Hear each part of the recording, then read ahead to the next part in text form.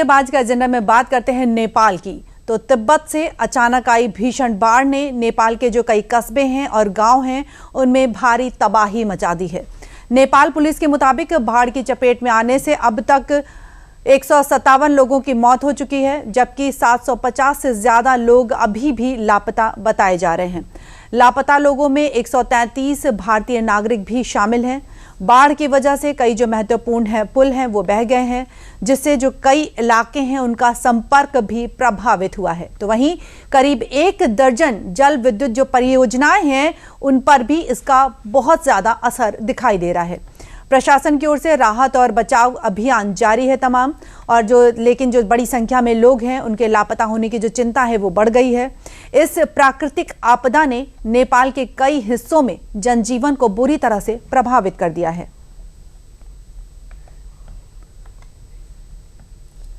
ये भी आपको बता दें कि नेपाल में आई भारी तबाही की इस मुश्किल घड़ी में भारत ने एक बार फिर नेपाल के साथ अपनी जो पुरानी दोस्ती है वो निभाते हुए मदद का हाथ आगे बढ़ाया है। पीएम मोदी ने नेपाल के पीएम बालेन शाह से बात कर बाढ़ में हुई लोगों की मौत पर गहरी संवेदना भी व्यक्त की है। उन्होंने साफ तौर पर कहा है कि संकट की इस घड़ी में भारत नेपाल के साथ मजबूती के साथ खड़ा है और हर संभव मानवीय सहायता देने के लिए तैयार भी है। पीएम मोदी ने यह भी बताया कि दोनों देशों की टीमें राहत और बचाव कार्यों के लिए मिलकर काम कर रही हैं, और इस बीच नेपाली पीएम बालेन शाह ने पीएम मोदी के जो समर्थन की और मदद की पेशकश के लिए धन्यवाद भी दिया है। उन्होंने कहा है कि भारत की एकजुटता और सहयोग दोनों देशों के बीच जो लंबे समय से चले आ रहे मजबूत रिश्ते हैं उनके संबंधों को दर्शाता है। साथ ही नेपाल ने भारत के इस सहयोग को बेहद महत्वपूर्ण भी बताया है। तो नेपाल में आई इस भयानक बाढ़ की घड़ी में भारत नेपाल के साथ मजबूती के साथ खड़ा हुआ है। भारत की मदद केवल आश्वासन तक ही सीमित नहीं रही है, बल्कि धरातल पर भी उतर चुकी है। आपको बता दें कि मुश्किल घड़ी में नेपाल के साथ भारत खड़ा हुआ है। भारत ने नेपाल को मानवीय सहायता और चिकित्सा सामग्री भी भेजी है, और इसके साथ ही कुल 10 टन राहत जो सामग्री है फिलहाल अभी नेपाल भेजी जा चुकी है, जिसमें बता दें कि कुछ ज़रूरी जो दवाइयां हैं वो शामिल हैं। आपदा राहत सामग्री भी इसमें शामिल है। नेपाल के साथ भारत पूरे मुस्तैदी के साथ खड़ा है। इस मुश्किल घड़ी में ये राहत सामग्री केवल भारतीय वायुसेना के C-13 130J विमान से काठमांडू पहुंच भी चुकी है। मुश्किल घड़ी में भारत नेपाल के साथ मुस्तैदी से खड़ा हुआ है। आगे बता दें कि नेपाल में जो बाढ़ है उससे हुई भीषण तबाही के बाद भारत में भी अलर्ट जारी कर दिया गया है। बाढ़ ने खासकर बिहार के 6 जिलों और यूपी के 4 जिलों के लिए खतरे की घंटी बजा दी है। बाढ़ का जो पानी है वो त्रिशूली नदी तक पहुंचने और वहां जलस्तर खतरे के निशान से ऊपर दर्ज होने के बाद जो बिहार है और यूपी है, दोनों सरकारों ने गंडक और नारायणी नदी से जुड़े जो जिले हैं उनमें अलर्ट जारी कर दिया है। सीएम योगी ने भी चिंता जताई है और उन्होंने कुशीनगर और महाराजगंज में गंडक नदी के जलस्तर में वृद्धि और जो बाढ़ है उसकी संभावना को देखते हुए स्थानीय प्रशासन को पूरी सतर्कता बरतने और आवश्यक तैयारियां सुनिश्चित करने के निर्देश दिए हैं। तो यहाँ पर यह भी बता दें कि महाराजगंज, गोरखपुर, सिद्धार्थनगर, कुशीनगर और उसके जो आसपास के नेपाल सीमा से सटे जो क्षेत्र हैं उसमें अलर्ट भी घोषित कर दिया गया है। योगी प्रशासन की ओर से नदी के जल स्तर और तटवर्ती इलाकों की लगातार निगरानी भी की जा रही है, और निचले इलाकों में पानी बढ़ने की जो स्थिति है उसको देखते हुए ग्रामीणों से सुरक्षित और ऊंचे स्थानों पर जाने के लिए तैयार रहने की अपील की गई है। हालांकि यहां पर कहा जा सकता है कि सिद्धार्थनगर में जो बाढ़ है उसका खतरा नहीं बताया जा रहा है, लेकिन नेपाल में अचानक आई बाढ़ के बाद जो प्रशासन है वो किसी भी स्थिति को लेकर पूरी तरह से अलर्ट मोड पर है। और इसके अलावा बिहार की बात कर लें तो बिहार के पश्चिमी चंपारण, पूर्वी चंपारण, गोपालगंज, सारण, मुजफ्फरपुर और वैशाली में प्रशासन को पूरी तरह से अलर्ट मोड पर रखा गया है। बिहार के 6 जिलों में भी प्रशासन अलर्ट मोड पर है। पश्चिमी चंपारण समेत 6 जिलों में बढ़ी सतर्कता। यूपी बिहार के कुछ जिलों में अलर्ट के बीच जो बाढ़ की स्थिति है उससे निपटने के लिए एनडीआरएफ की जो तैयारियां हैं वो पूरी हैं और हाई अलर्ट मोड पर भी हैं। तो बता दें कि यूपी बिहार में जो बाढ़ की चेतावनी है और जो बचाव है उसका अभियान तेज हो चुका है।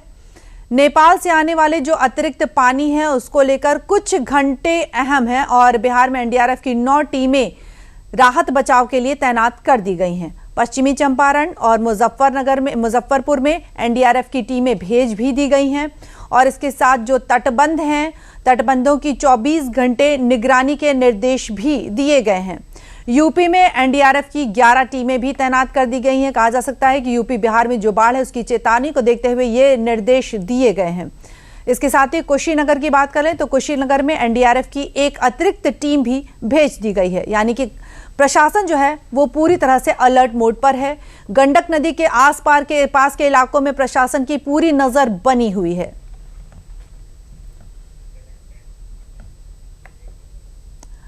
बता दें कि नेपाल में जो बाढ़ है उसकी स्थिति पर एनडीआरएफ कमांडर ज्ञानेश्वर सिंह ने क्या कुछ कहा है, सुनवा देते हैं आपको।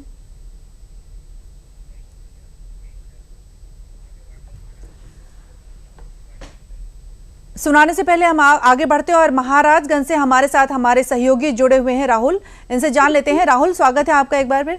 राहुल, जानना चाहेंगे कि नेपाल में आई बाढ़ के बाद जिस तरह से जो गंडक का पानी है वो महाराजगंज और कुशीनगर की ओर बढ़ता हुआ नजर आ रहा है। कई जिले भी हैं जो इसकी चपेट में आ चुके हैं, क्या कुछ स्थिति है इस समय की? जी मैं बता दूं कि अभी जो स्थिति है, वर्तमान की जो स्थिति है जी सामान्य है। जो मैं इस समय गंडक नदी के किनारे पे मौजूद हूँ और आप देख रहे हैं कि गंडक नदी का जो सामान्य जलस्तर है वो अभी फिलहाल चल रहा है। नदी के बरसात का समय है जी। कल शाम को जलस्तर में कुछ बढ़ोतरी की गई। सुबह 9 बजे 1,04,000 क्यूसेक पानी डिस्चार्ज किया गया था और अभी लगभग 80,000 क्यूसेक पानी यहाँ पे चल रहा है। हालांकि प्रशासन की बात करें तो कल से ही प्रशासन ने राहत बचाव के लिए पूरी टीम तैयार कर दी थी और तमाम जो नदी के किनारे आसपास के गांव है वहाँ पे अलर्ट जारी किया गया था। ग्रामीणों से ऊंचे इलाकों में जाने की अपील की जा रही थी और प्रशासन को यह था कि कहीं न कहीं तो नेपाल में जो भयावह स्थिति बनी उस स्थिति से बचा जा सके, उसे निपटा जा सके, इसको लेकर पूरी तरीके से मुस्तैद था प्रशासन। और प्रशासन की बात करें तो अभी यहाँ पे जिलाधिकारी और एसपी के अधिकारी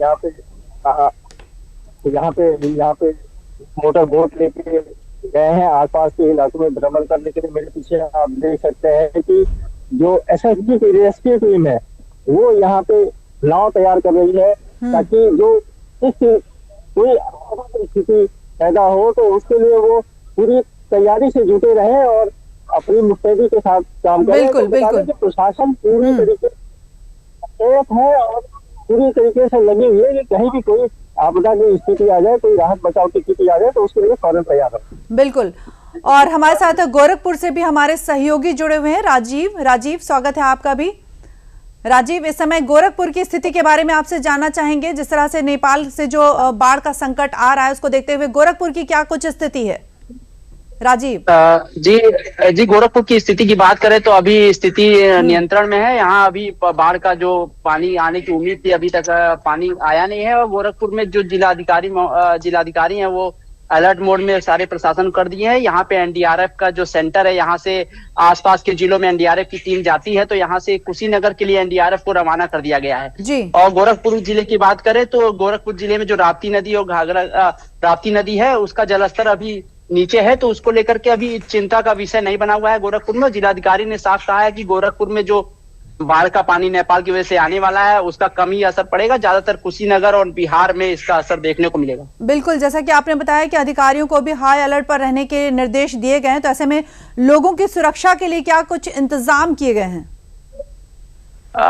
लोगों की सुरक्षा के लिए जो एनडीआरएफ की यहाँ टीम है, बटालियन है, उसको रेडी अलर्ट मोड में रखने के लिए कहा गया है। यहाँ पे एसडीआरएफ की टीम है उसको भी अलर्ट मोड में रखने के लिए कहा गया है। जो आपदा प्रबंधन की टीम है जो आपदा की स्थिति में निपटने के लिए हमेशा तैयार रहती है उसको भी अलर्ट मोड में रखा गया है। क्योंकि बात करें तो इस समय बाढ़ का समय गोरखपुर में अक्सर रहता है तो इसको लेकर के प्रशासन पहले से भी अलर्ट मोड में रहता है। तो अब जो नेपाल में बाढ़ का आया है उसकी वजह से अब प्रशासन को ज्यादा तैयारियां नहीं करनी पड़ी है, पहले से अलर्ट मोड में प्रशासन था और जो एनडीआरएफ और एसडीआरएफ और जो बाढ़ राहत सामग्री है वो सब की सारी व्यवस्था गोरखपुर जिले में पहले से है। उसको लेकर के जिलाधिकारी ने लोगों से अपील भी किया है कि लोग घबराए ना और जो जिलाधिकारी ने लोगों से अपील किया है कि जो यात्री है, पर्यटक है जो नेपाल में गए थे, अगर कोई मिसिंग है, कोई है, तो उसकी सूचना प्रशासन को दे सकते हैं और प्रशासन उसको लेकर के भी कार्रवाई करेगा, रेस्क्यू ऑपरेशन के लिए भी तैयारी करेगा। बिल्कुल, हमारे साथ राहुल भी जुड़े हुए हैं। राहुल, बताएं कि जिस तरह से जो बाढ़ से तबाही हुई है इस समय महाराजगंज में, जो क्षति हुई है